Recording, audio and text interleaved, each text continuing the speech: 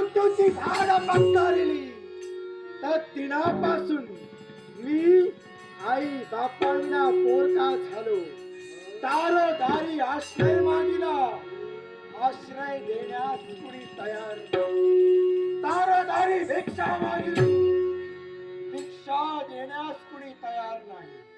म्हणून त्या दिनापासून ठरविलं ते काय,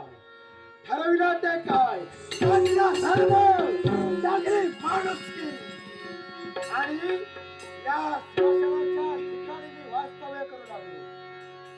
आणि हे अघोरी वैराग्य त्या दिनापासून मी स्वीकारलं. आणि शिवशंभू महादेवाची मी भक्ती केली. शिवशंभू महादेवाची आराधना करून शिवशंभू महादेवाला प्रसन्न करून घेतलं. शिवशंभू महादेव प्रसन्नही झाले. आणि देवाच्या मुखातून निघालेले ते शब्द कोणते असतील तर हे माझ्या प्रिय भक्ता, तुझ्या भक्तीवर हा शिवशंभू महादेव प्रसन्न झालाय. मग तुला काय हवंय ते मग. त्याच वेळी या माझ्या मुखातून निघाले ते शब्द कोणते असतील.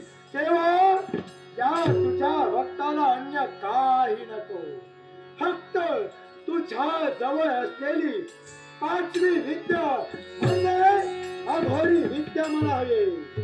त्याच वेळी तथास्तु तथास्तु. दिनापासून या विश्वात हा अघोरी अजिंक्याने मरे.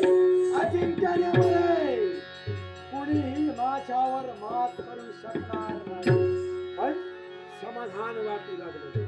मग आजच्या दिनी असंच करावं, शिवनामात तल्लीन व्हावं.